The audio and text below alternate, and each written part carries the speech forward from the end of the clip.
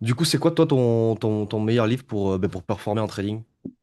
Alors, mon meilleur livre, c'est Trade Like a Stock Market Wizard de Marc Ouais. Minervini. C'était mon premier vrai bouquin que j'ai acheté et qui a un peu révolutionné mon trading. Donc, c'est un de mes préférés. J'en ai d'autres. On en parlera sûrement prochainement, mais ça a été mon premier livre.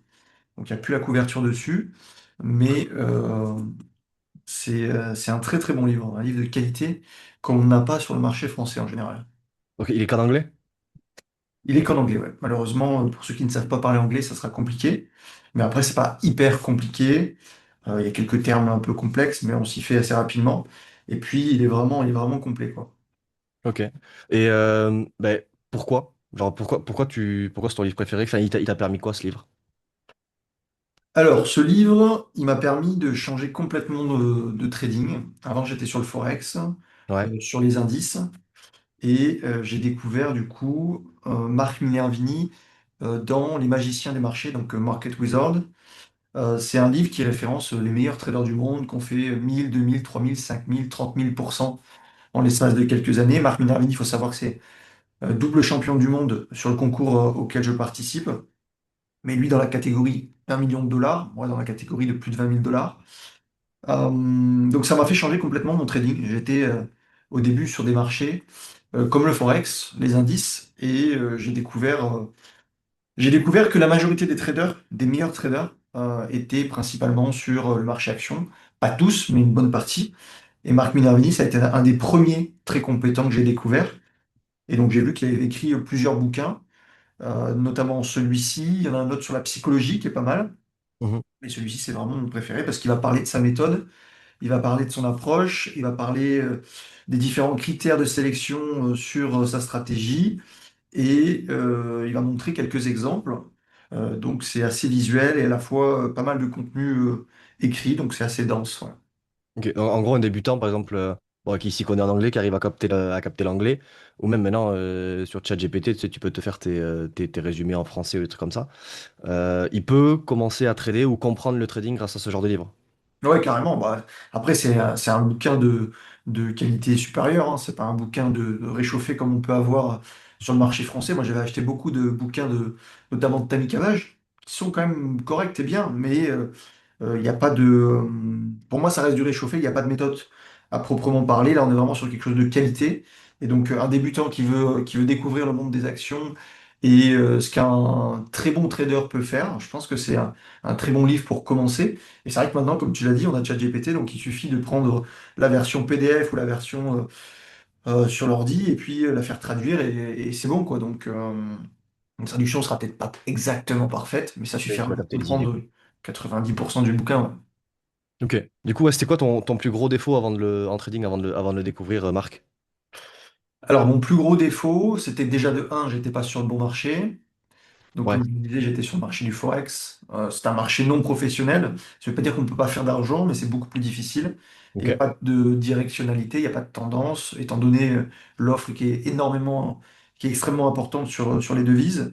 Et puis voilà, c'est pas un marché qui est adapté pour du trading particulier. Encore une fois, ça ne veut pas dire qu'on ne peut pas gagner dessus, hein. Il y a des très grands traders qui le font, mais c'est plutôt peut-être des politiques monétaires, des conflits géopolitiques, voilà, il faut rester. Puis c'est ouvert 24 sur 24, donc en réalité, tu n'as pas trop de vie. Sur le marché action, c'est quand même cloisonné, on peut s'organiser, et on a un marché qui est hyper directionnel, avec plus de 6000 actions, dans tous les secteurs d'activité, avec des très très belles performances sur des actions, des très belles tendances, donc c'est quand même beaucoup plus simple.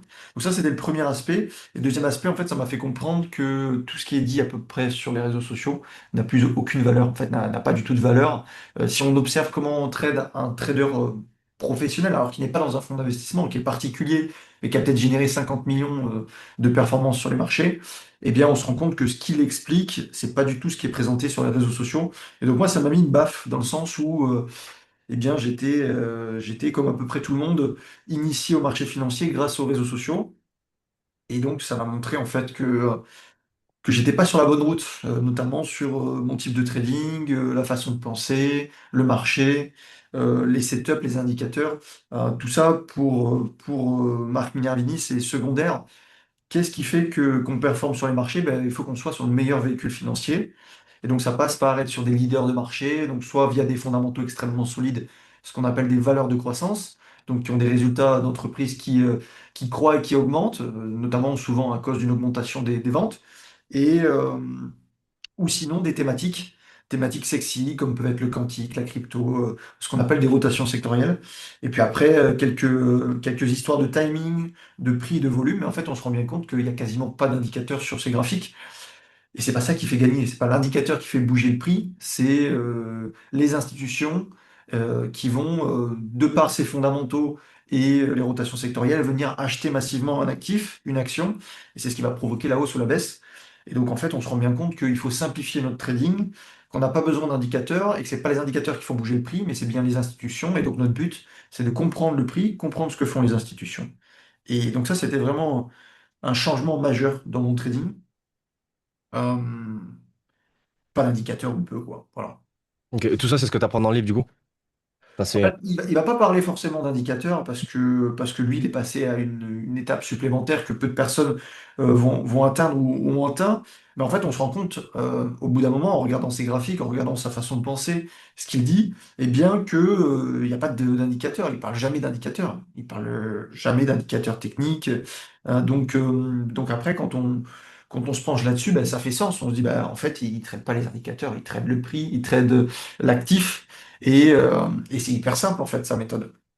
Là où c'est un peu plus complexe, c'est dans sa gestion du risque, c'est dans la sélection des actifs, et c'est là où vraiment il a un avantage statistique et, par rapport à la masse en fait. Et c'est là où il y a eu un gros déclic pour moi, c'est non pas rester sur des indicateurs techniques qui vont nous donner des signaux, ce que fait 90% des gens, Hmm. mais aller sur le meilleur véhicule financier, comme je te le dis, de par des fondamentaux ou de par une rotation sectorielle ou une thématique sexy, et après venir essayer de s'exposer à cet actif via un setup qui répond à l'offre et la demande, assez simple, une contraction de volatilité. Sa marque de fabrique, c'est VCP, donc Volatility Contraction Pattern. Ça se ressemble en fait à ce que faisait Pascal avec les bandes de Bollinger. C'est simplement l'offre et la demande. Quand on a une contraction, bah, il est probable qu'il y ait une expansion derrière. Et donc, tout simplement, son setup d'entrée, c'est simplement une contraction de volatilité. Mais il ne le fait pas sur tous les actifs, il le fait sur des actifs très bons Précis. et des leaders de marché. Donc voilà, c'est à peu près la grosse baffe qu'on a pu prendre avec ce livre, c'est de comprendre que bah, c'est pas des indicateurs qui font bouger le prix. Et après, il a une gestion du risque qui est extrêmement fine. Il a un taux de réussite inférieur à 40%. Donc déjà, tout ce qu'on voit sur les réseaux sociaux, il faut avoir un bon taux de réussite pour réussir. Alors tout est possible, hein. Moi, sur de la vente à découvert, j'ai un taux de réussite élevé. Mais à l'achat, en général, le taux de réussite, il compte pas. Et ça a été aussi quelque chose qui a bousculé mes croyances, parce que je pensais qu'il fallait avoir un bon taux de réussite pour gagner. Et en fait, quand tu regardes les meilleurs traders, notamment Marc Minervini, mais quasiment tous, ils ont un taux de réussite en dessous de 40%. Ce qui fait qu'ils vont perdre souvent. Et c'est là où, en fait, il y a eu un déclic aussi, c'est que la majorité des gens ne sont pas prêts à perdre souvent. Donc, en faisant l'inverse, eh bien, souvent, on arrive à avoir des résultats euh, supérieurs à la masse. Donc, sa philosophie, c'est j'ai raison pas souvent, mais quand j'ai raison, je gagne gros. Je gagne 2, 3, 4 fois ma perte moyenne. Et donc, en fait, il va jouer une asymétrie sur son risk-reward. Il va perdre régulièrement 1, et puis quand il va gagner 3, 4, 5, 10, 15. Et donc, c'est ce qui va faire qu'il va gagner. Donc, sa courbe de performance, si tu veux, c'est petite perte, petite perte, petite perte. Donc, une courbe qui descend, gros pic haussier. Petite perte, gros pic haussier. Et c'est sûrement, et c'est ce à quoi ressemble sa courbe de performance. Euh, donc, euh, donc voilà, là aussi, ça a été assez drastique comme changement de me dire qu'en fait, le taux de réussite n'a aucun intérêt, ou presque. Et en fait, c'est la relation entre le gain moyen, la perte moyenne et le taux de réussite. Et souvent, on se focalise, nous, en tant que débutants, uniquement sur le taux de réussite. Donc, euh, pour ne pas avoir les mêmes résultats que la masse, il faut être capable de perdre souvent et quand on a raison, de gagner gros. Et donc, pas grand monde est capable d'accepter une perte, je sais pas moi, de perdre 2 fois sur 3 ou même 7 fois sur 10. Mais c'est ce qui différencie les professionnels des amateurs. Et donc, là aussi, ça a été un changement drastique au niveau de la gestion. Euh, Après, ce qu'il appelle aussi une autre type de gestion, c'est progressive exposure. Donc, c'est une exposition croissante, c'est-à-dire quand tu gagnes, tu augmentes ton exposition et ton risque. Quand tu perds, tu diminues ton risque. Ça veut dire que tu n'es pas en adéquation avec le marché ou alors que le marché n'est pas bon. Et donc de cette façon, tu trades de façon la plus grosse ou avec la plus grosse taille de position quand tu es bon. et, et avec une taille de position là, moins importante quand t'es moins bon ou quand t'arrives pas à trader. Donc, plusieurs éléments sur la gestion qui sont hyper importants, quoi. Et comment t'expliques du coup que tous les, tous les débutants, enfin, ouais, débutants ou même intermédiaires, ils font l'inverse?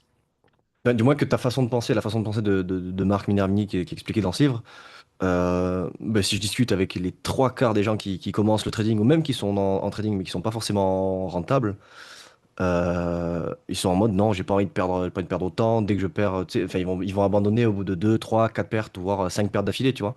Et Ben, oui.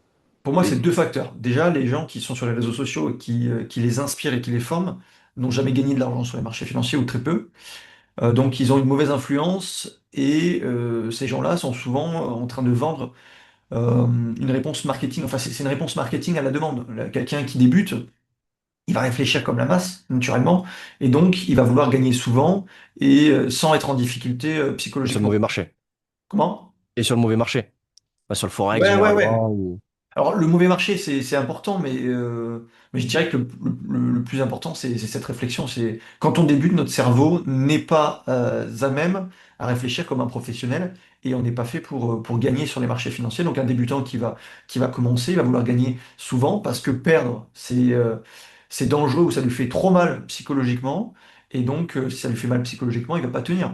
Et donc, il va changer de méthode en méthode. C'est ce qu'on observe à chaque fois. Et moi, je suis passé par là. Donc, euh, chaque débutant qui est en difficulté sur la méthode ou sur ce type de trading, disons, qui est un trading professionnel, eh bien, va sûrement lâcher l'affaire au bout de 20 trades, parce qu'il va se rendre compte qu'il va perdre peut-être 10, 12, 15 fois sur 20, et il ne sera pas à même à supporter ça. Donc, deux éléments. Quand on débute, on a la mauvaise psychologie pour trader et gagner sur les marchés financiers. Notre psychologie n'est pas à même à supporter un taux de réussite faible. Et deuxièmement, les gens qui initient ces personnes sur les réseaux sociaux, en général, ont de mauvais discours. De un, parce qu'ils n'ont jamais tradé ou peu. Enfin, ils ont tradé, mais ils n'ont pas forcément gagné. Et de deux, ils vont venir vendre, ils vont venir vendre quelque chose. Ils vont venir répondre Répondre à une à une demande. demande, en fait. Ça va être une réponse marketing à ce que les gens attendent. Donc, les gens attendent quoi? Ils veulent gagner rapidement, beaucoup d'argent et avec un Sans bon trop taux se de réussite. fatiguer. Voilà, sans trop se fatiguer. Alors en soi, le travail, il y en a forcément beaucoup au début, mais après, une fois qu'on est bon, c'est toujours la même chose en fait. Mais c'est surtout le fait de vouloir gagner tout le temps, de pas vouloir être en difficulté psychologiquement sur les pertes. Et donc forcément, la réponse marketing, c'est bah, je vais t'apprendre ma méthode avec 90% de taux de réussite. Et donc voilà, moi je pense que c'est à peu près ce qui fait que les gens commencent toujours avec cet état d'esprit-là. De un, en effet, comme ça, et de deux, les gens qui nous inspirent nous vendent ce qu'on a besoin d'entendre en fait. Ok, ok. Et si on se concentre plus sur toi, du coup, enfin, sur toi et sur ce livre, qu'est-ce que ça a changé concrètement dans tes résultats depuis? Alors, tu m'as dit que ça avait changé ta méthode, ça avait changé ta façon de voir les choses. Est-ce que ça s'est répercuté de suite dans tes résultats? Est-ce que ça a mis un peu plus de temps? Et à quelle échelle? Je dirais que ça a pris 6 mois, un an pour vraiment voir des bons résultats. Aujourd'hui, l'année passée, en 2025, j'ai fait 90% de performance. Et c'est sûrement dû à beaucoup de travail, mais aussi à des inspirations comme Marc Minervini. Alors j'en ai plein d'autres, on en discutera au fur et à mesure. J'ai plein d'autres inspirations qui sont très bien, mais ils ont à peu près tous la même façon de penser, les mêmes statistiques. Donc, quand on aura vu Marc Minervini dans sa globalité, bah, on aura à peu près compris comment les vrais professionnels, non pas les fonds d'investissement, etc., parce que eux, c'est pas du trading actif, c'est plutôt de la gestion de portefeuille long terme, mais des vrais traders particuliers qui ont réussi à faire des dizaines de millions, comment ils réfléchissent. Eh bien, en swing trading, du moins, eh bien, ils ont toujours à peu près cette même approche, quoi. Donc pour moi, ça a dû prendre 6 mois, un an avant de vraiment voir des très bons résultats.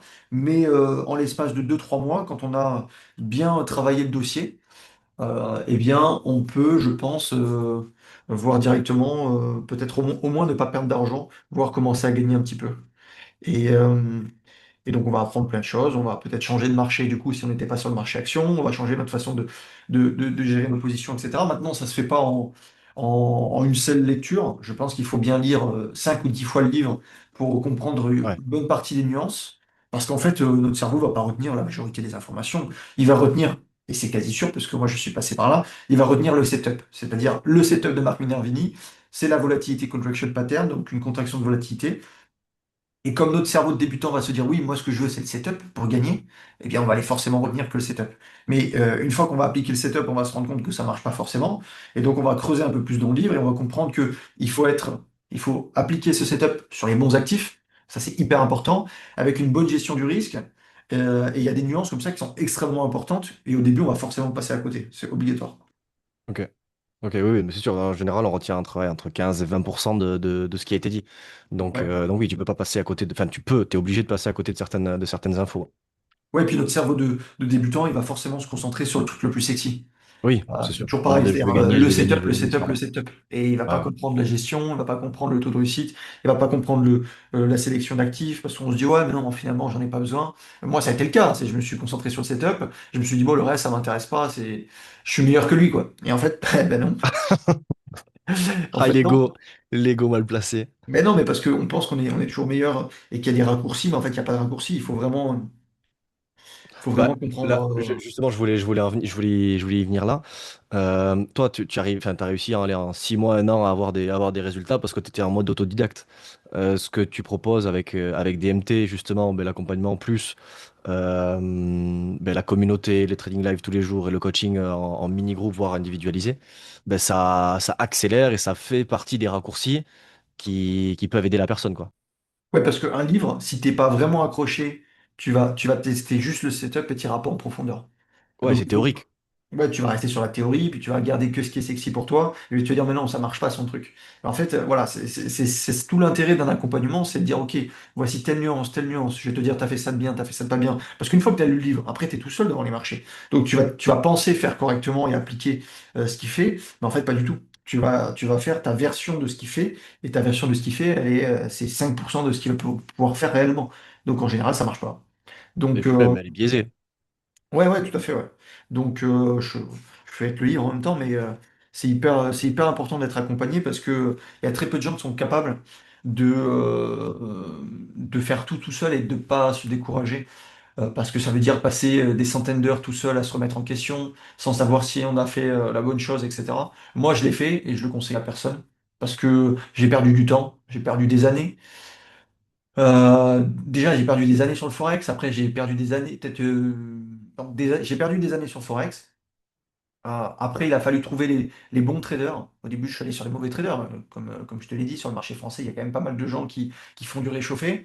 Eh bien, pour trouver déjà ce livre, il m'a fallu peut-être perdre, je sais pas, 3 ans sur le Forex et 6 mois, un an à étudier peut-être le marché action. Et donc après, euh, il a fallu mettre en pratique tout ça, et ça a dû prendre peut-être un an à avoir des bons résultats, et tu t'améliores, après au bout de 3 ans, tu deviens extrêmement bon. Donc en fait, moi je sais que j'ai perdu au moins 3 4 5 ans facile à trouver le bon marché, à trouver la bonne technique, à trouver la bonne stratégie, tout simplement parce que j'étais tout seul en fait. Comme je l'ai dit, hein, j'ai fait une formation chez Tammy Cavage. Je peux en parler, et je dirais pas forcément du mal dessus, parce que c'est pas le but, mais comme je suis client, ben, j'ai quand même le droit de faire un petit retour dessus. Donc c'était il y a 10 ans. En fait, tu es tout seul face à tes écrans. Il y avait un accompagnement, mais t'es 50 ou 100. Donc il était victime de son succès parce que c'était un très bon marketeur. Donc en fait, t'as aucun accompagnement personnalisé. Et voilà, donc un accompagnement individualisé avec très peu de personnes, c'est ce qui fait qu'on progresse. C'est un raccourci. C'est pas une garantie de réussir, mais on arrive à inverser les statistiques. 80% de traders perdent sur les marchés financiers.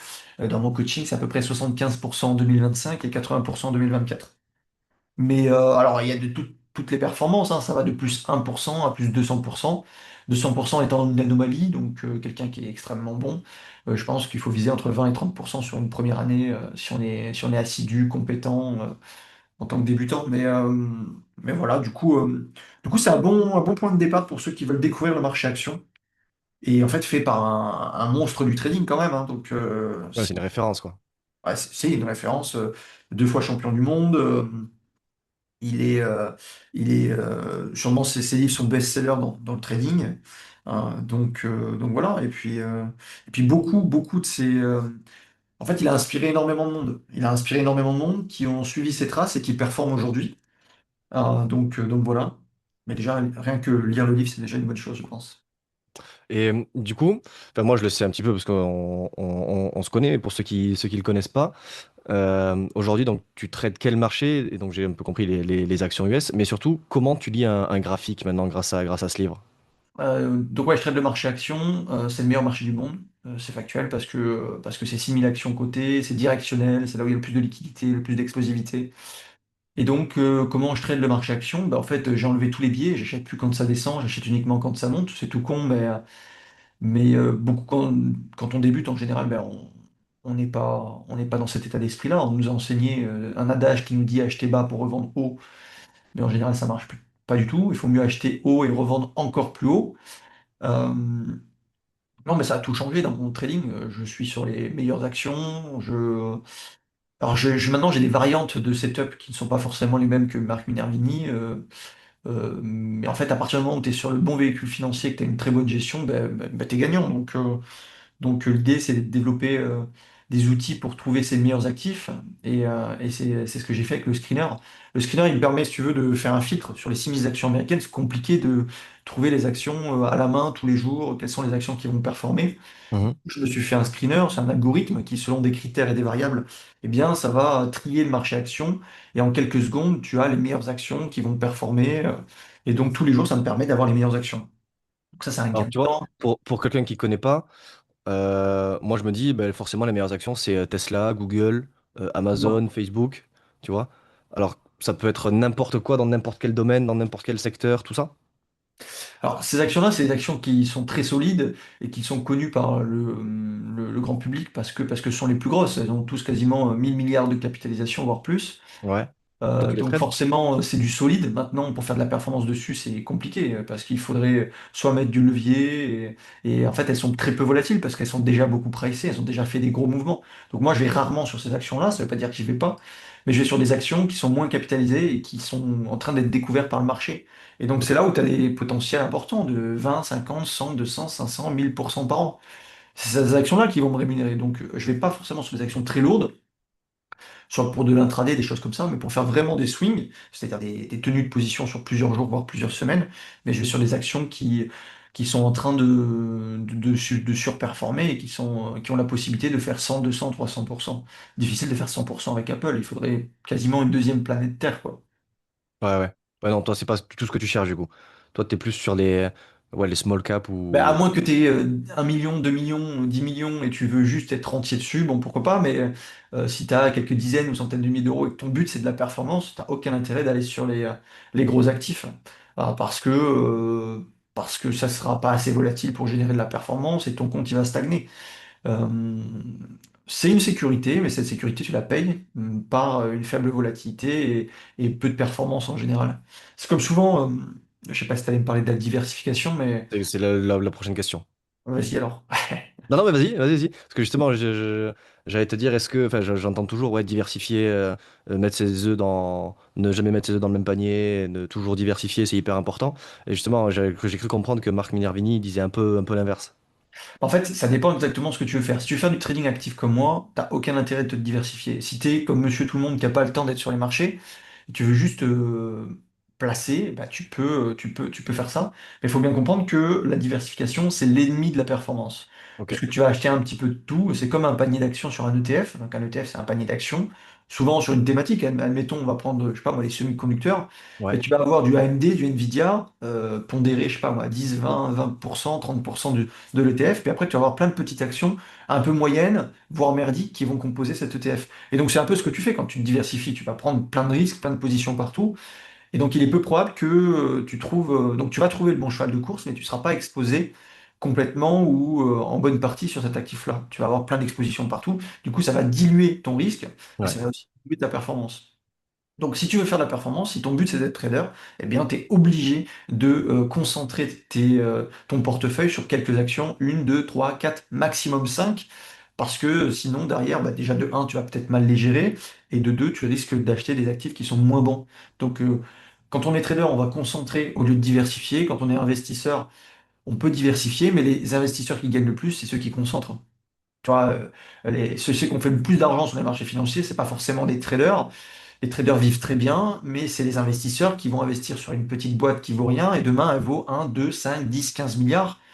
bon, ben, s'ils ont investi, ils ont dilué leur capital sur 100 actions, bon, ils vont pas gagner grand-chose. Alors que si ils ont mis un tiers ou un quart de leur portefeuille sur cette action-là, bon, ben, ils vont devenir richissimes. Donc, Ouais. de nature, je pense qu'il faut pas diversifier, non. Bah, là, tu disais, tu parlais des investisseurs. J'avais vu il y a quelques temps, là, sur, je crois que c'était sur Facebook d'ailleurs, euh, une image entre le PDG de Coca et Warren Buffett. Je crois que c'est Warren Buffett qui a investi dans Coca-Cola, je crois. Ouais, c'était. Mais je crois que il est toujours détenteur d'une partie de Il est Coca-Cola. toujours. Et il disait que, bah, en gros, le PDG, il travaillait comme un pec et il avait, oui, un très très bon salaire, mais il travaillait de fou. Et pour autant, Warren Buffett, il avait juste investi et il est devenu extrêmement riche grâce à ça, quoi. Donc, oui, les investisseurs, bah, je te rejoins dans le fait que c'est eux qui gagnent bah, le plus d'argent, quoi. Ouais, ben Warren Buffett, sa société, pour l'instant, ils attendent d'investir. Ils ont 380 et quelques milliards de cash, hein. Ah oui, t'es peinard, tu peux l'acheter, Coca. Donc, Ouais. je crois qu'il avait revendu une bonne partie de son Apple, voire la totalité. Et là, il attend, en fait. Il attend de trouver le bon coup ou les bonnes opportunités. Et lui, il va être peut-être sur, je sais pas moi. Alors, comme il a énormément de cash, il peut pas avoir une seule ligne de position. Mais lui, il a toujours concentré ses positions. Il a jamais eu 50 ou 500 paris, c'est pas possible. Avec le temps et les capitaux sous gestion, Oui, avec le il temps, est oui. obligé forcément quand même de diversifier un petit peu parce qu'il peut pas, sinon il va faire bouger l'action. Enfin, t'imagines, s'il injecte 380 milliards sur une seule action, il sera presque tout seul à la faire bouger, quoi. Donc, de par sa grosseur et sa taille aujourd'hui de capitaux sous gestion, ben, il est obligé maintenant de se diversifier. Ça a toujours été quelqu'un qui a fait des paris sur Coca, sur Apple, très tôt, qui lui ont rapporté énormément d'argent. Et après, bon, ben, il a trouvé les bons chevaux de course et il a tenu pendant 20 30 ans, quoi. Donc, Ouais, c'est plus que du swing, là. C'est ouais, c'est ouais, vraiment. bon, lui, c'est un investisseur long terme avec Ouais, énormément ouais. d'argent, mais ouais, Ok, c'est concentré, quoi. ok. Et si on revient un peu sur le livre, concrètement, genre, si tu devais expliquer la méthode en même pas 2 minutes à un gars, enfin, vraiment la vulgariser à quelqu'un qui débute ou même qui comprend le trading, comment tu la décrirais? La méthode de Marc Oui. Minervini? De marque, ouais, qu'est-ce qu'elle permet de faire et comment tu peux la mettre en place bah, dès demain comment le personne qui écoute peut la mettre en place demain dans son trading. Alors, ouais, première étape, la sélection des actifs, des actions. Donc, Ouais. il faut que ce soit des actions qui soient en général proches de leur dernier plus haut sur un an. Ça montre que c'est une action qui est en tendance. Faut pas qu'elle ait retracé plus de 20%, donc ça veut dire qu'elle est proche de ses derniers plus hauts. Et elle a une première jambe haussière, elle commence à latéraliser, et à l'extrême droite de cette latéralisation, eh bien, il y a une contraction de la volatilité, c'est-à-dire quelques jours où il y a des petites bougies qui se succèdent, et ces petites bougies-là, de par leur faible volatilité, ben, vont montrer une chose. Les marchés, c'est l'offre et la demande. Donc, si tu as des petites bougies dans une tendance haussière, eh bien, ça montre que l'activité est en train de se réduire. Souvent, il y a des volumes qui sont assez faibles et l'offre est en train de se faire absorber. Il va y avoir une bascule quand on va casser ce mini-range de petites bougies et c'est là où il va prendre position. À cette bascule-là, il n'y aura plus d'offre sur le marché parce que ces quelques bougies de latéralisation, ça nous indique une chose, que les acheteurs sont en train d'absorber les quelques vendeurs qui restent. Et quand on va casser ce mini-range, eh bien, on va avoir une explosion. Donc, lui il travaille avec une contraction de volatilité, le VCP. Donc, ce qui va privilégier, c'est cette contraction des quelques bougies pour jouer l'expansion. Et il va rentrer à la transition entre la contraction et l'expansion. Donc, ça, c'était le setup. Mais je te disais juste avant, il fallait que ça soit en tendance haussière, première jambe haussière. Euh, il faut aussi que ce soit, si possible, une valeur de croissance, c'est-à-dire avec des fondamentaux solides, mais pas uniquement une société qui est rentable, une société qui croît ses bénéfices et donc probablement ses ventes, euh, ou une thématique qui bouge, donc par exemple le quantique, l'intelligence artificielle, l'énergie en ce moment, etc. Donc sa sélection d'actifs d'abord, c'est valeur de croissance ou thématique, avec une première jambe haussière réalisée, et on est en train de latéraliser. Et le setup, c'est à la droite, à l'extrême droite de cette latérisation, on a quelques bougies de contraction, et lui va jouer, il va rentrer à la bascule, au franchissement et à la cassure haussière de ces quelques bougies. Donc on va avoir une expansion, il va jouer la contraction pour l'expansion. Ok. Et Et puis si, il va si avoir tu un devais. Ouais, pardon, stop vas-y. loss court, et il va jouer une asymétrie de quelques fois son risque, parfois tenir en tendance, et voilà, c'est comme ça qu'il travaille.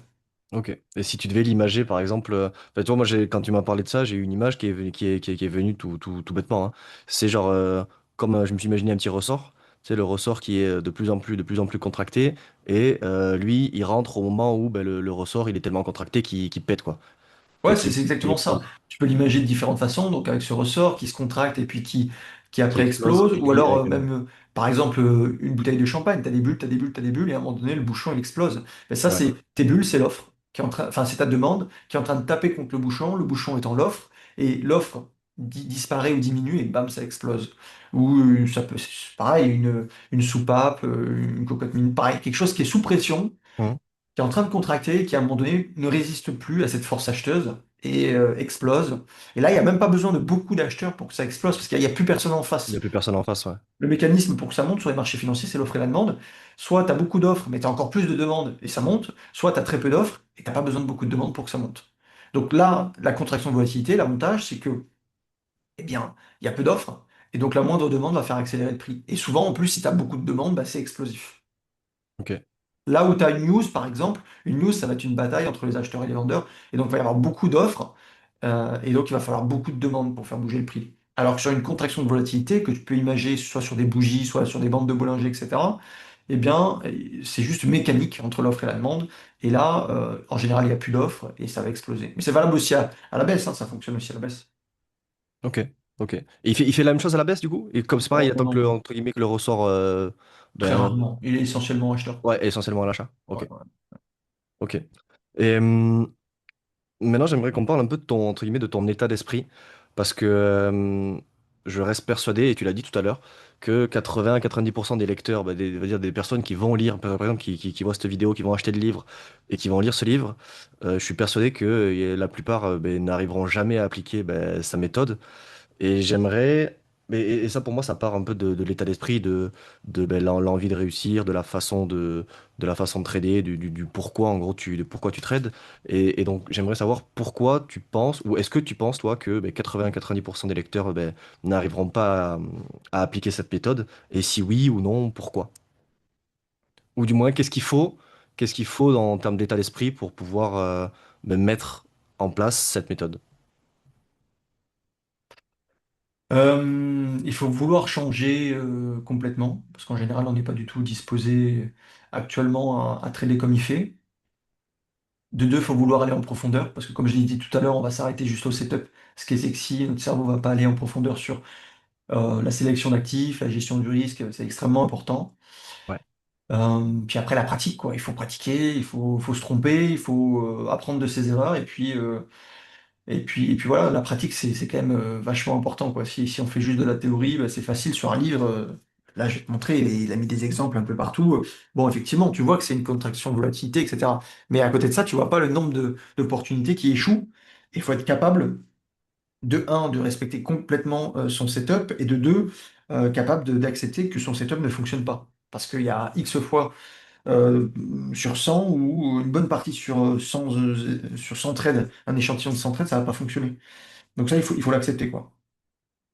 Ok, c'est accepter la perte et accepter l'échec. De toute façon, le cerveau, il est pas fait pour l'échec, hein. Généralement, 2, 3, 4 échecs et on se dit, bah vas-y, c'est pas pour moi le trading, je vais me mettre à la bourse ou un truc comme ça, quoi. En fait, on se dit ça marche pas, la méthode elle marche pas, mais Ouais, voilà. elle marche, c'est juste qu'il faut arriver à réfléchir autrement, quoi. Et c'est dur, hein. Moi je le vois, qui fait de la formation, et ben forcément j'ai des débutants, des gens, ou même des gens très avancés, mais qui ont des biais, et c'est quand même compliqué parfois de leur faire comprendre que il faut déconstruire ce qu'ils pensent. Donc par exemple, moi j'ai un étudiant JP, il pense que quand ça monte, c'est trop perché. Donc il va être à contre-tendance. Et j'essaye de lui dire à chaque fois, mais non, si ça monte, c'est que tu es sur le meilleur marché, la meilleure marchandise qui soit, et que ça va probablement continuer de monter. Et ça, c'est extrêmement dur à accepter au début pour certaines personnes. Donc en fait, il faut se battre contre des biais. Mais bon, on en a tous et on arrive forcément à les changer. Mais ça prend du temps et puis il faut vouloir écouter aussi parfois. Ouais. C'est dur aussi, hein. Il faut pouvoir écouter et vouloir changer, mais tout est possible, hein. Franchement, moi j'avais des biais dans tous les sens. Ouais. De toute façon, les croyances, c'est ce qui fonde le cerveau. Donc, au bout d'un moment, ça, le plus important et c'est ce qui est le plus compliqué à changer. Là, tout à l'heure, tu m'as parlé, tu m'as dit que acheter une action pas chère, c'était pas du tout la meilleure des choses à faire. Et on nous explique depuis tout petit, quand on fait les courses au magasin, qu'il faut acheter pendant les soldes Oui, ou qu'il faut acheter les trucs à 20-30% moins cher, tu vois. Donc, forcément, il y a aussi tout ça qui joue et c'est hyper compliqué quand tu as grandi avec toutes ces croyances-là. Ben là, tu m'en as cassé une. Genre en mode, moi j'étais, ok, le trading, bah, c'est pas compliqué. Tu t'achètes bas, tu vends haut. Et en fait, bah, pas forcément, c'est peut-être pas forcément la meilleure chose à faire, quoi. Alors ça peut marcher, mais je dirais Oui, que ça peut marcher, ouais. c'est pas le plus simple, quoi. Non, c'est pas le plus simple. Euh, Effectivement, cet exemple des soldes, il est assez marquant. On nous inculque qu'il faut avoir une discount sur le prix habituel, et Bah donc ouais. tu préfères l'acheter quand ça descend. Mais si ça descend, c'est que c'est une valeur de merde sur les marchés financiers. Donc ça va probablement continuer de descendre.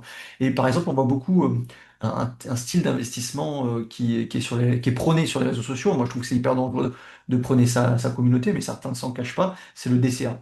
Si tu veux, c'est acheter par palier quand ça descend.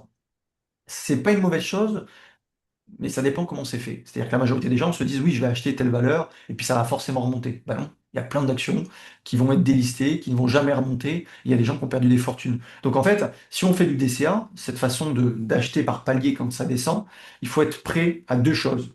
De un, à perdre son argent. Tu dis ok, je vais faire un investissement, cet argent il est perdu. Et si ça marche, moi ça sera peut-être exceptionnel. Et de deux, je pense qu'il faut le faire aussi sur des actifs où on a vraiment des convictions énormes, quoi. Il faut pas l'acheter n'importe comment. Donc, par exemple, sur le Bitcoin, sur un ETF.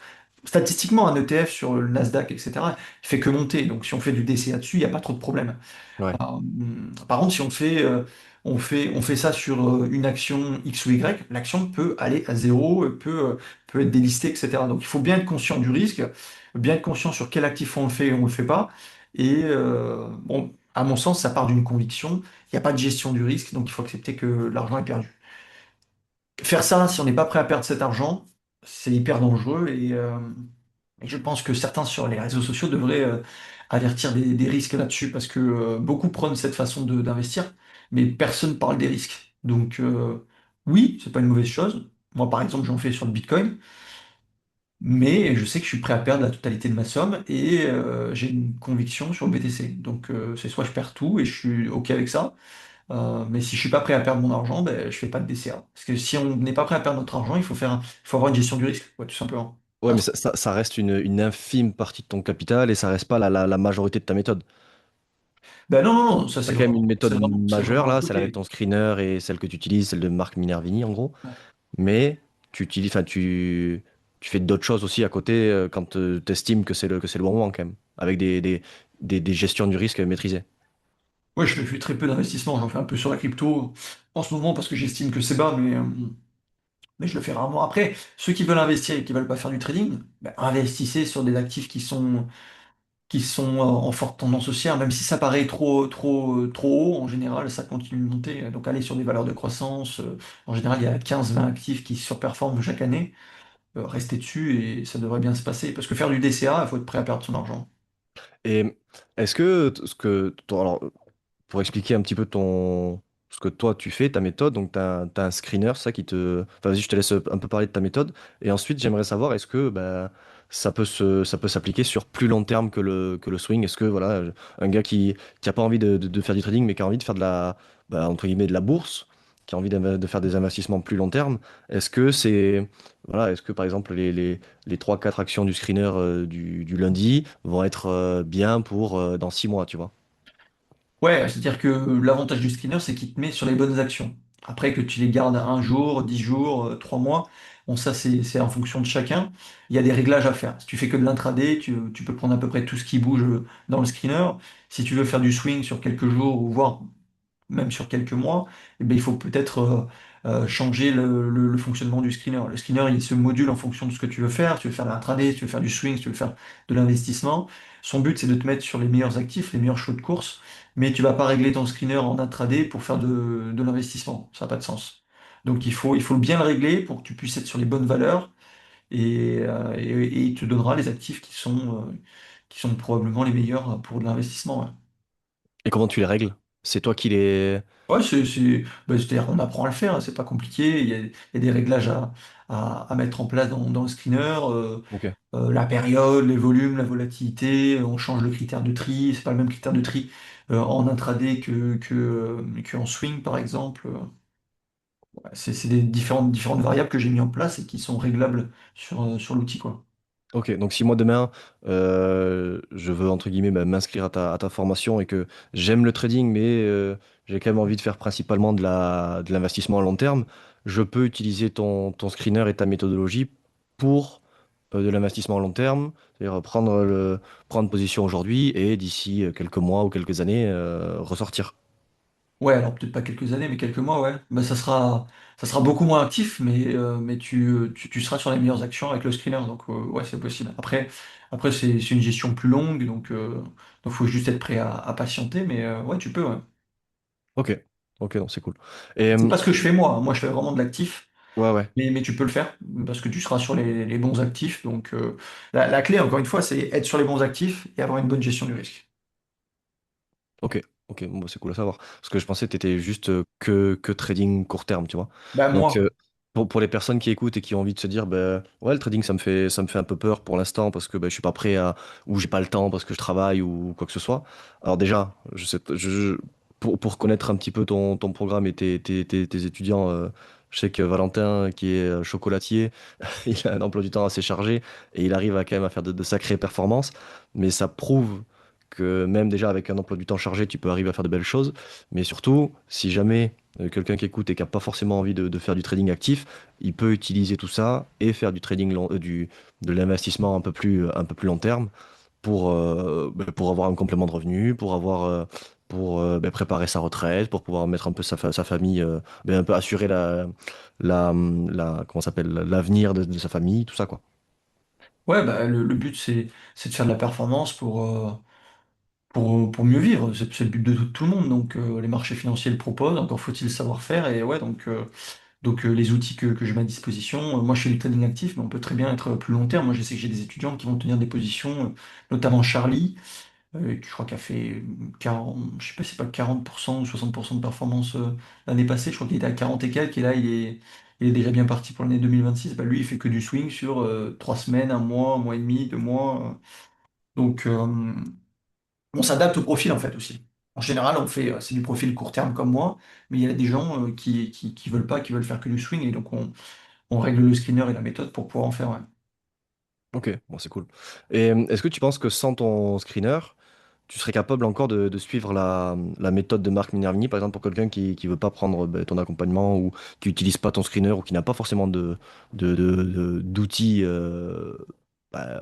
adéquats, est-ce que lui serait capable d'utiliser, enfin de mettre en place cette méthode, de C'est possible. sélectionner... De C'est quoi, pardon? c'est- c'est possible, oui, mais ça serait fastidieux, quoi. C'est ça le problème. C'est est-ce que tu as envie de passer 2 heures tous les jours ou 1 heure et demie à analyser le marché pour trouver les bonnes actions, ou est-ce que tu veux le faire en 20 minutes, quoi? Ouais, ok. Oui, oui, de toute façon, bah, c'est du temps, c'est Et ton tu temps, peux quoi. aussi en rater à la main. Donc, si tu fais faire ça par la machine, euh, elle te sort tous les actifs, elle te réduit en fait ton échantillon. L'univers des simulations est réduit à peut-être 10, 20, 30, 40 actions, quoi. Donc tu as juste à analyser ces actions-là plutôt que de taper les 6 000. C'est en ça où j'ai un avantage statistique et une rapidité d'exécution, c'est que je vais plus vite que la majorité des gens. Mais non, mais c'est possible de faire à la main, tout est possible, hein. Ça dépend du travail qu'on veut y mettre et le temps qu'on veut y mettre. Moi je sais que je le ferai plus à la main. Je l'ai fait par le passé et c'est mort. C'est trop fastidieux, quoi. C'est trop. Mais bon, c'est possible, il n'y a rien d'impossible. Donc, Ouais, ça va te demander du temps, peut-être de l'argent, des doutes et tout. Donc ouais, c'est pas forcément la meilleure des choses à faire, mais comme tu dis, c'est possible. Ok, ben on a bientôt terminé. J'aimerais juste conclure en disant, enfin en te posant la question, euh, quel conseil tu donnerais à une personne qui débute demain avec un capital de 1000 euros par exemple, ou un petit capital entre 1000 et je sais pas moi 2 3 000 euros, ou qui n'a pas plus de 10 15 000 euros à investir. Quel conseil tu pourrais lui donner pour qu'il progresse, pour qu'il performe aussi?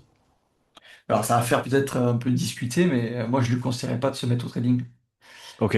Parce que le trading, c'est faire de l'argent avec de l'argent. Et si on n'a que 1 000 euros, bah, ça sert à rien, c'est du temps passé pour pas grand-chose. Alors, c'est pas que ça sert à rien, tu peux toujours monter en compétence, mais si t'es pas capable de rémunérer cette compétence, ça sert à rien non plus. Donc moi, mon premier conseil, ça serait assainir ses finances, mettre de côté et revenir faire du trading quand t'as plus d'argent de côté pour être prêt à payer des outils, avoir un capital plus important pour trader, peut-être payer une formation. C'est vrai qu'aujourd'hui, avec l'ère des propres firmes, le discours qui est prôné, on a l'impression qu'on peut faire du trading presque sans argent en claquette, quoi.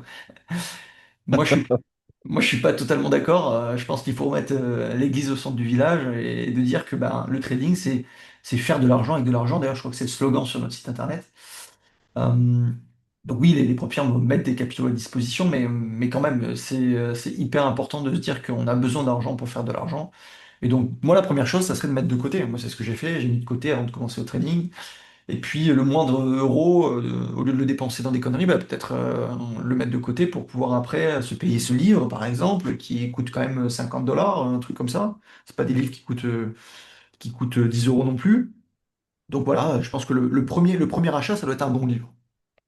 Un bon livre, si on n'a pas forcément de gros capitaux, ça permet d'apprendre, de monter en compétences sans se ruiner. Donc, mais acheter un livre de qualité, pas un livre réchauffé, etc. Donc, Trade Like a Stock Market Wizard de Marc Minervini, c'est 50 euros très bien investis.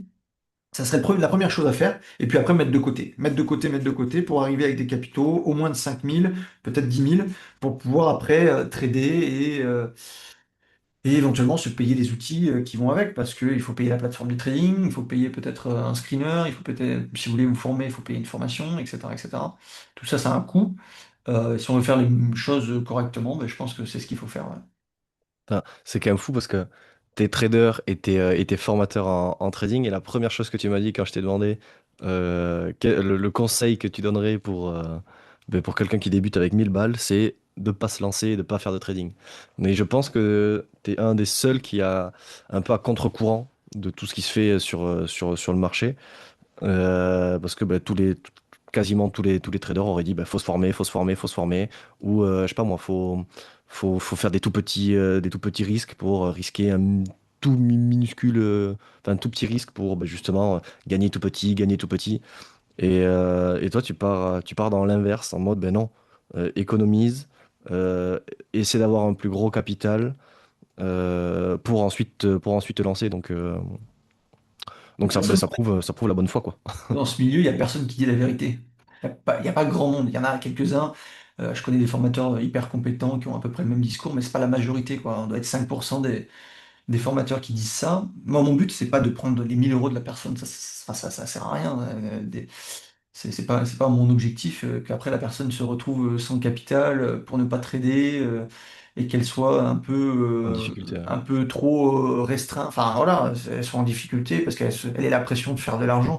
Non, le trading, il faut avoir une base financière saine pour pouvoir avoir le temps d'apprendre. La majorité des gens n'ont pas le temps d'apprendre. C'est ce qui différencie souvent des gagnants et des perdants. Le temps d'apprendre, j'entends par quoi? J'entends quoi par ça?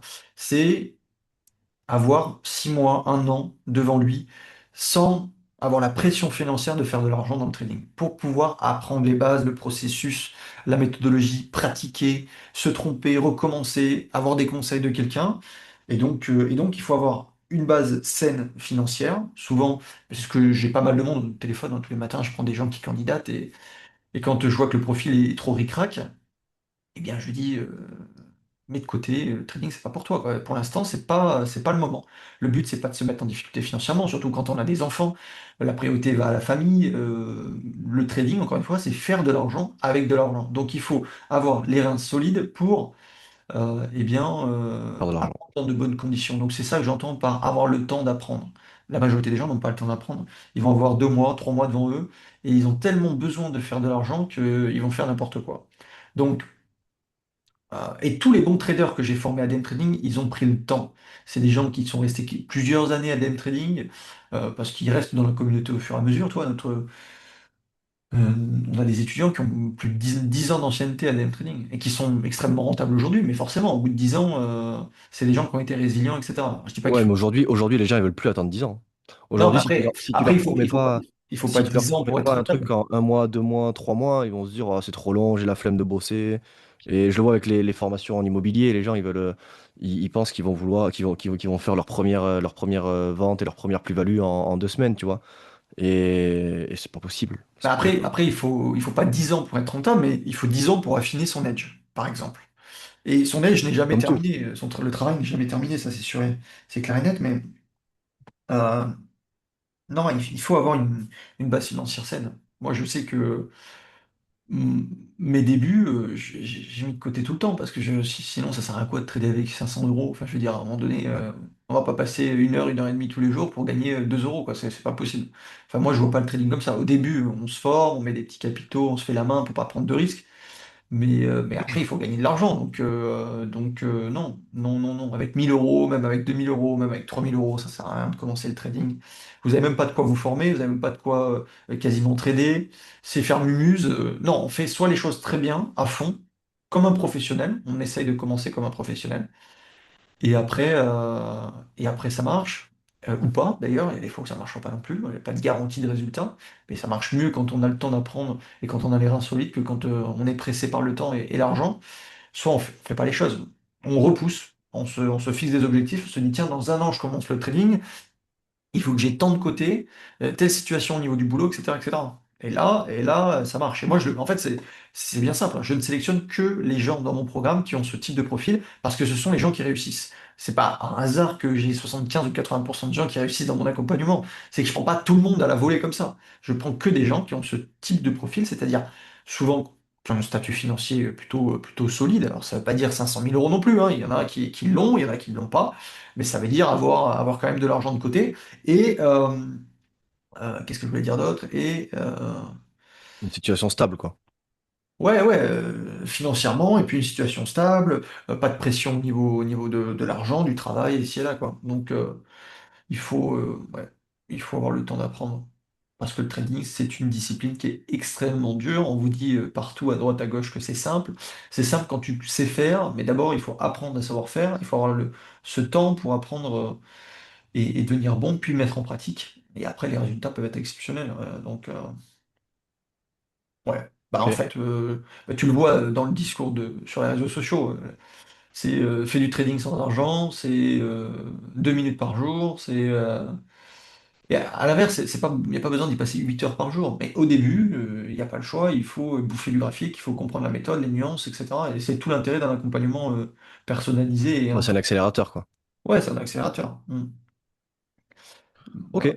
Ok. Bah écoute, merci beaucoup. Mais de rien.